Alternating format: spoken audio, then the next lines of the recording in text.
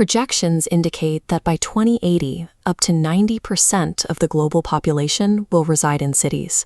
We are living in the urban century. Within this expansion, housing policies have shifted urban development, often treating homeownership as a speculative financial asset rather than a human necessity. This market shift has pushed the working class toward the absolute margins of the city. Hong Kong serves as the extreme edge of this systemic failure. Today, over 220,000 people are trapped in a network of subdivided units, partitioned apartments, and rooftop huts. In the most restrictive cases, residents occupy coffin homes, units measuring just 16 square feet. These spaces are no more than 2 meters long and 1 meter wide, making it impossible for an adult to stand upright or stretch out. Inside these buildings, 30 people might share a single partitioned apartment, navigating stagnant air and humidity. Residents often share one toilet among 20 individuals, while the lack of kitchens leads to food preparation in unsanitary communal bathrooms. This spatial deprivation extends across borders. From the cyber cafes of Tokyo to flooded New York basements, the global poor are being subjected to a transnational architectural crisis that tests the limits of human endurance. In Seoul, the housing crisis is embodied by the Goshiwon. Originally designed as cheap, temporary study rooms for students, these windowless 3-square-meter closets have become permanent housing for the city's gig workers and casualized youth. To understand why, we have to look at South Korea's unique jeonse system. Historically, a tenant paid a massive lump sum deposit, between 50 and 80% of a property's value, in lieu of monthly rent. The landlord invested this capital, and the tenant lived rent-free until their principal was returned at the end of the lease. This model relied on perpetually rising house prices. When interest rates rose and the market stagnated in late 2022, the cycle fractured. Landlords couldn't return deposits, properties fell into negative equity, and thousands of young people were forced into the expensive monthly rental market. This financial collapse created a massive surge in demand for the lowest-tier housing.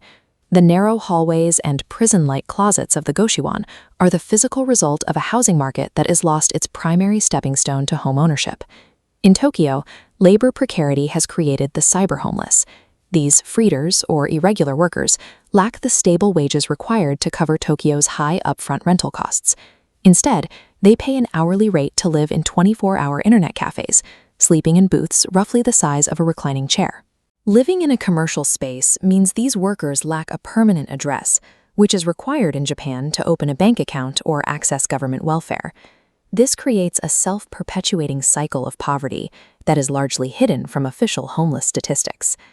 In the United States, spatial precarity manifests beneath the street. New York City harbors up to 100,000 people living in illegal subterranean basement apartments, driven there by soaring rents and a severe lack of affordable units. These units lack mandatory secondary exits, transforming them into death traps during climate shocks. When extreme rainfall events like Hurricane Ida completely overwhelm the city's drainage, water can completely fill these apartments to the ceiling in minutes, leaving residents with no way to escape. Whether they are hiding in digital cubicles or flooded cellars, the working class is increasingly pushed into unregulated shadows, bearing the lethal brunt of both economic shifts and climate change. In Manila, the exhaustion of the urban spatial void has led thousands of people to the Manila North Cemetery. This 133-acre necropolis is home to an estimated 10,000 living residents who have appropriated the infrastructure of the dead. Families live rent-free by constructing shanties atop graves or moving into mausoleums. They sustain themselves through a microeconomy linked to the cemetery's operations, working as caretakers, as stonemasons, and gravediggers, despite the total absence of formal sanitation. This settlement proves that human adaptability is boundless, but it serves as a stark indictment of a system where survival requires overriding the most basic societal norms of space. Governments are now attempting to legislate a baseline for human dignity. Hong Kong's Basic Housing Unit Ordinance, set for 2026, mandates minimum internal floor areas of 8 square meters and separate enclosed toilets for all subdivided units. This chart highlights a profound policy paradox. By setting a mandatory livability floor, the city will automatically disqualify roughly 30% of its existing low-end housing stock. Without a massive increase in new units, this sudden supply shock risks driving rent inflation and mass displacement for the very people the law aims to protect. To absorb this displaced population, planners are turning to modular integrated construction.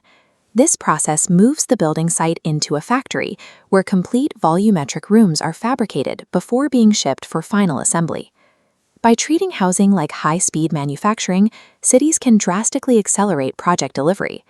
In Hong Kong, modular projects can now bring nearly 2,000 units from design to occupancy in just 22 months, bypassing the traditional bottlenecks of the construction market.